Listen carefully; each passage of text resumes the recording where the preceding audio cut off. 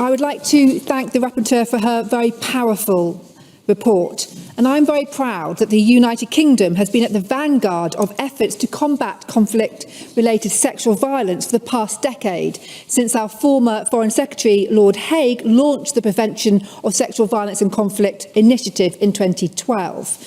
Yet since then, people's perceptions and awareness of the horrors of warfare have been exasperated.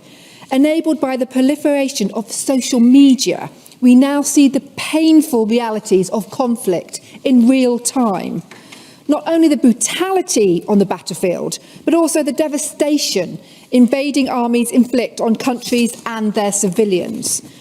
When we think of conflict and of conflict-related sexual violence, this past year has been and continues to be a dark one for Europe. As ever, our thoughts turn to you, our valiant Ukrainian friends, who ask for nothing except to live in peace and freedom.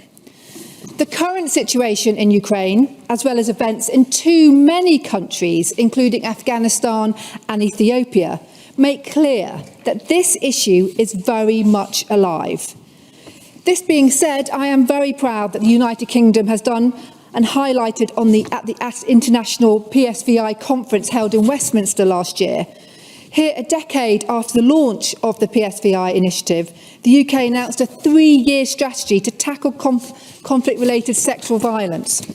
And I am heartened to see a new partnership between the UK government and the prosecutor of the International Criminal Court, which brings a new accountability commission and the task force for survivors, developed by the UK to increase successful prosecutions.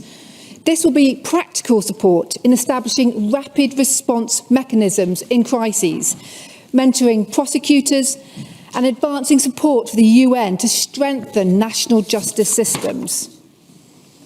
All of this work is rightly evidence-led. The UK strategy has been meticulously developed by experts, academics and NGOs to tackle all forms of preventing sexual violence in conflict. And by building on these advances to improve the documentation and analysis of these crimes, policymakers can make effectively and can deter, intervene against and prosecute such violence. I absolutely believe we have a duty, all of us, to ensure perpetrators are brought to justice and victims receive clear support.